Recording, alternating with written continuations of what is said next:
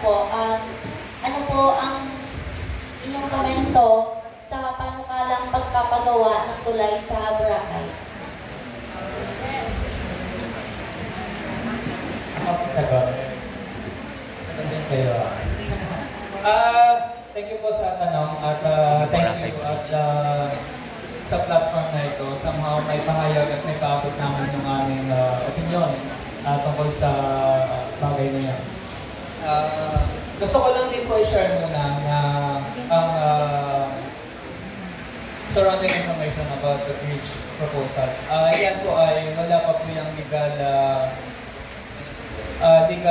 basis na approval or go signal na ipagawa. So parang tinitest pa lang po nila yan yung voters ng Boracay, ang mga opinion at ng mga sentimento ng mga tao.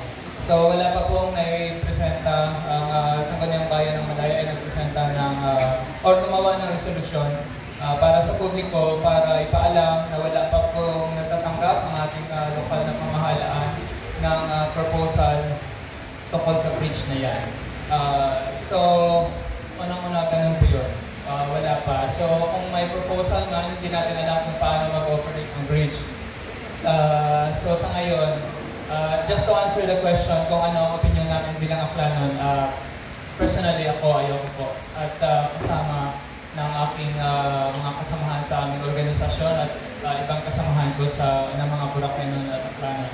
Pero meron naman pong pumapabor. Pero yung mga pumapabor po na yan ay kaya-kaya po namin debatihin yung kanilang rason bakit gusto nila na magkaroon ng tulay.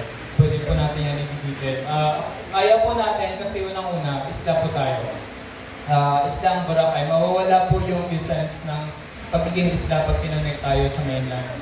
Pangalawa ay medyo malaki na po ang problema natin sa traffic. Kaya kung halimbawa may open access na bridge, ay magdagdag ng traffic.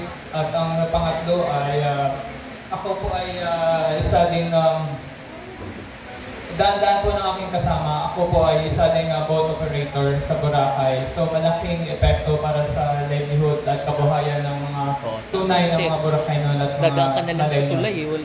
So ilang libo po na pamilya ang maapektuhan nito na nakadepende dito sa hanapuhan na ito. At maliban sa mga bangka ay nandyan din yung mga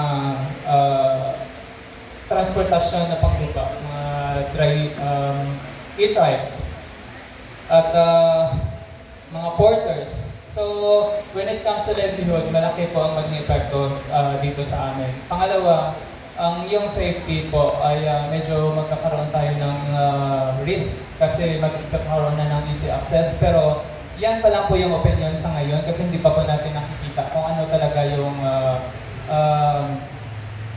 guidelines sa pagpapatakbo ng tulay.